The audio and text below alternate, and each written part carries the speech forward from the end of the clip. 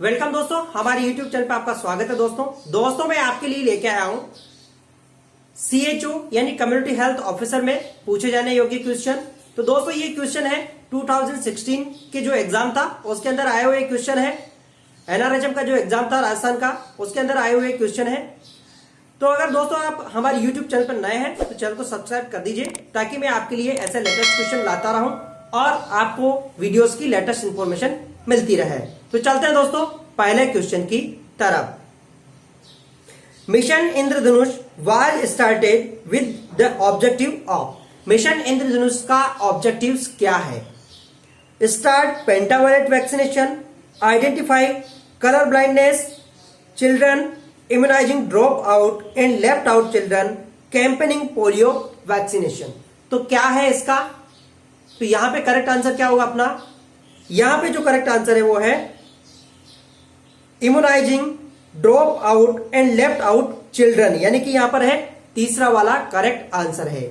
जो मिशन इंद्रधनुष है इसकी शुरुआत भारत सरकार द्वारा 25 दिसंबर 2014 को शुरुआत की गई।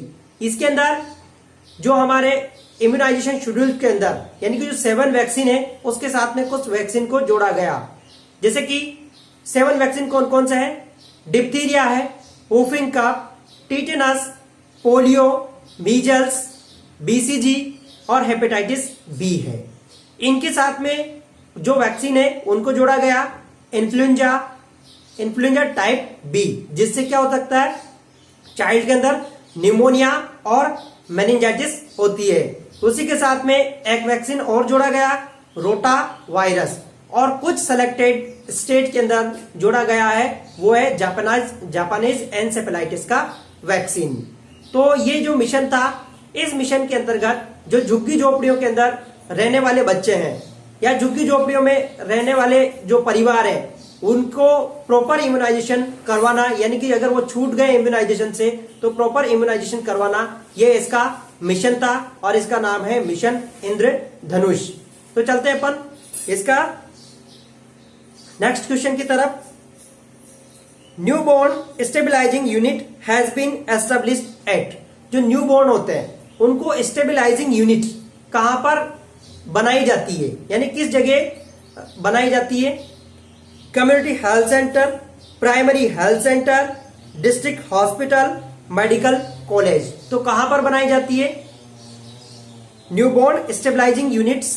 तो इसका करेक्ट आंसर है वो अपना है कम्युनिटी हेल्थ सेंटर। जो भी कम्युनिटी हेल्थ सेंटर है वहां पर पाई जाती है न्यूबॉर्न स्टेबलाइजिंग यूनिट। अगर आपसे स्पेशल न्यूबॉर्न केयर यूनिट के बारे में क्वेश्चन पूछा जाए तो ये बनाई जाती है डिस्ट्रिक्ट हॉस्पिटल्स पर। तो चलते हैं अपन नेक्स्ट क्वेश्चन की तरफ। गोनोरिया एंड सेंक्रोइड आर, ठीक है, जो गोनोरिया है और chancroid are sexually transmitted disease, skin disease, kidney related disease, liver related disease. तो क्या है इसका करेक्ट आंसर क्या होगा? इसका जो करेक्ट आंसर है वो है सेक्सुअली ट्रांसमिटेड डिजीज। जो गोनोरिया है वो नाइजीरिया गोनोरिया की द्वारा स्प्रेड होता है, और कई बार यह भी पूछा जाता है कि इसके अंदर ड्रग ऑफ चॉइस क्या है। तो इसके अंदर जो ड्रग ऑफ चॉइस है वो है ceftriaxone. 1 gram is sufficient for Neisseria gonorrhoea. Next बात करें अपन सेंक्रोइड, तो सेंक्रोइड हीमोफिलस ड्यूक्राइस जो बैक्टीरिया होता है, ड्यूक्राई बैक्टीरिया होता है उसके द्वारा होता है। हीमोफिलस ड्यूक्राई जो बैक्टीरिया होता है उसके द्वारा होता है। और इसके अंदर जो जेनिटल ऑर्गन है यानी रिप्रोडक्टिव ऑर्गन है, जेनिटल ऑर्गन से वहां पर घाव बन जाते हैं। इसका मैं आपको एक इमेज दिखा देता हूं। तो ये आप इमेज देखिए, ऐसे घाव बन जाते हैं। तो चलते हैं नेक्स्ट क्वेश्चन की तरफ। Early skin to skin contact keep the baby warm and useful for low birth babies, this is known as. यानी कि early skin to skin contact और बेबी को वार्म करने वाले को क्या कहते हैं? इसको क्या कहते हैं? इसे किस नाम से जानते हैं? Breast feeding, kangaroo mother care, exclusive breast feeding, rooming in. तो क्या कहते हैं इसे अपन? इसका जो करेक्ट आंसर क्या होगा? इसका करेक्ट आंसर है वो अपना है कंगारू मदर केयर। ठीक है, इसका जो करेक्ट आंसर है वो कंगारू मदर केयर है। कंगारू मदर केयर क्या है? लो बर्थ वेट बेबी, यानी कि जिनका वजन 2500 ग्राम से कम है उनके लिए ये इफेक्टिव है। क्योंकि किस लिए इफेक्टिव है? क्योंकि ये हाइपोथर्मिया से और अदर इन्फेक्शन से प्रिवेंट करने के लिए हेल्प करता है। जिनका वेट 2500 ग्राम से कम है, यानी कि उसके अंदर जो एडिपोज जो टिश्यूज हैं उनके अंदर फैट्स कम होता है और उसकी वजह से हाइपोथर्मिया में जाने के चांसेस होते हैं, तो वहां पर दी जाती है कंगारू मदर केयर। इसका एक और क्वेश्चन ये भी पूछा जाता है कि कंगारू मदर केयर जो दी जाती है उसका मिनिमम ड्यूरेशन कितना होना चाहिए?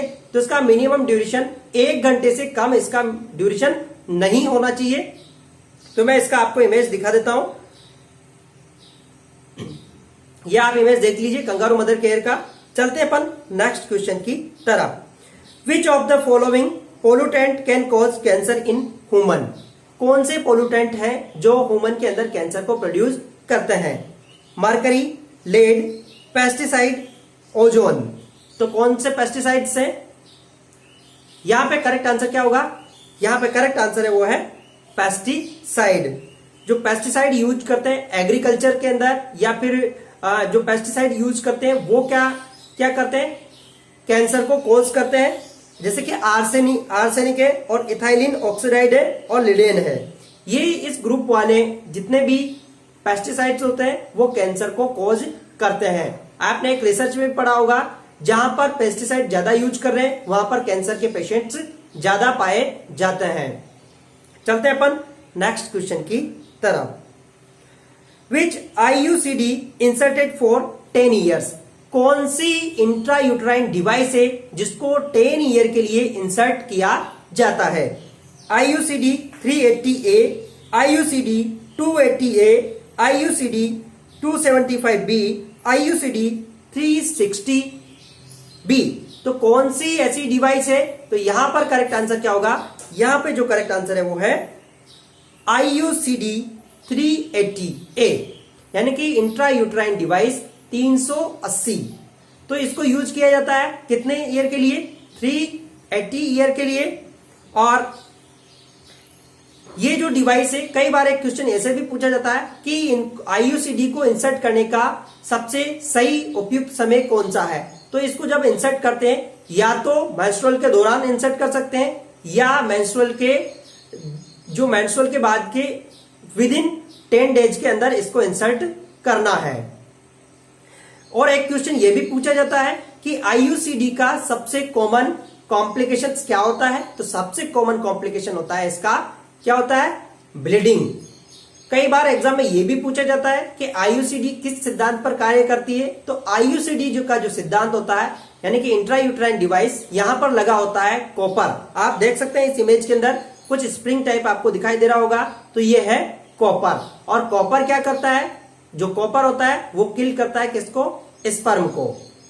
तो चलते हैं अपन नेक्स्ट क्वेश्चन की तरफ। An underweight person is one who has BMI, यानी कि अंडरवेट पर्सन किसे कहते हैं? जिसकी BMI कितनी हो? Less than 15 kg per metre square, less than 20 kg per metre square, less than 80 kg per metre square, less than 12 kg per metre square. तो BMI कितनी होती है? तो उसे हम अंडरवेट कहते हैं। तो यहां पे करेक्ट आंसर है वो अपना है less than 80 kg per metre square. अगर BMI यानी कि बेसल मेटाबॉलिक जो है BMI है वो अगर 18 से कम है, यानी कि 18.5 या 18 से कम है, या 18 से कम है, तो उसे कहते हैं अपन क्या कहते हैं? उसे अपन अंडरवेट। नॉर्मल कितनी होती है? नॉर्मल 18 से अबोव होती है और 25 तक होती है। 18.5 से 25 के बीच में होती है नॉर्मल। अगर 25 से 30 के बीच में है तो उसे कहते हैं अपन ओवरवेट, ठीक है। और 30 से ऊपर है तो उसे कहते हैं अपन ओबेज। तो ये पूछे जा सकते हैं क्वेश्चन आपसे, तो आप देख सकते हैं इसके अंदर। चलते अपन नेक्स्ट क्वेश्चन की तरफ। ASHA soft is A. ASHA soft क्या है? Software, program, scheme, mission. तो क्या है आशा सॉफ्ट? इसका जो करेक्ट आंसर है वो है यह एक सॉफ्टवेयर है। सॉफ्टवेयर, आशा सॉफ्ट एक सॉफ्टवेयर है जिसके द्वारा जो गांव में यानी कि जो ग्रामीण क्षेत्र में आशा वर्कर्स होती है उनको पेमेंट किया जाता है। तो ये क्वेश्चन भी पीएचएन के एग्जाम में पूछा था। चलते अपन नेक्स्ट क्वेश्चन की तरफ। इसके अंदर रिप्रोडक्टिव चाइल्ड हेल्थ केयर जो प्रोग्राम्स होते हैं उसके तहत पेमेंट किया जाता है। व्हाट इज मीनिंग या mean A by A in RMNCH+A। यहां पर RMNCH+A में ए का मतलब क्या है? Adult, anaemia, adolescent, activist. तो करेक्ट आंसर क्या है इसका?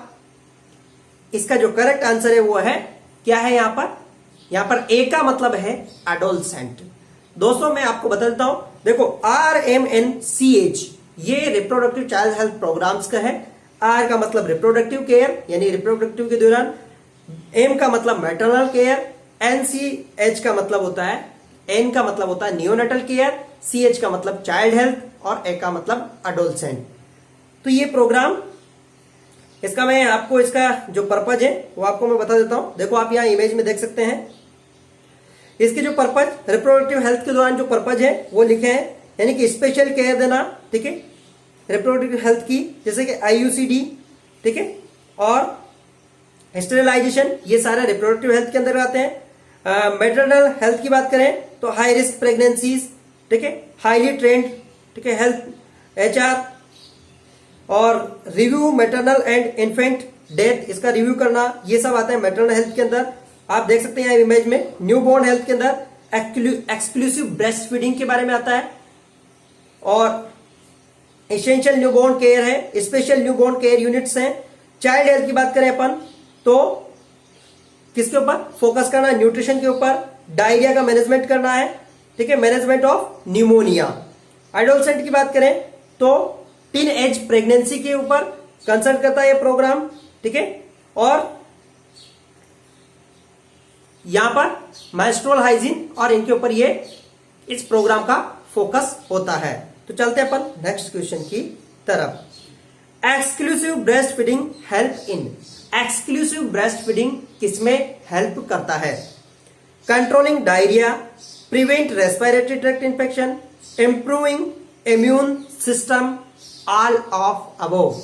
तो किसमें काम करता है ये एक्सक्लूसिव ब्रेस्ट फीडिंग? तो यहां पे करेक्ट आंसर है वो है ऑल ऑफ अबोव। आपको मैं नॉलेज के लिए बता देता हूं, कई बार एक्सक्लूसिव ब्रेस्ट फीडिंग के लिए पूछा जाता है। तो एक्सक्लूसिव ब्रेस्ट फीडिंग उसे कहते हैं, यानी कि जब कंटिन्यू 6 मंथ्स तक ब्रेस्ट फीडिंग देते हैं विदाउट एनी वीनिंग, ठीक है, एक्सेप्ट मेडिसिन, तो उसे कहते हैं अपन, क्या कहते हैं उसे अपन? उसे कहता है एक्सक्लूसिव ब्रेस्ट फीडिंग। तो थैंक यू दोस्तों, हमारे चैनल को सब्सक्राइब जरूर कर दीजिएगा ताकि आपको लेटेस्ट इंफॉर्मेशन मिलती रहे। फिर मिलते हैं न्यू वीडियोस के साथ में और लेटेस्ट जानकारी के साथ में। तब तक के लिए धन्यवाद, थैंक यू।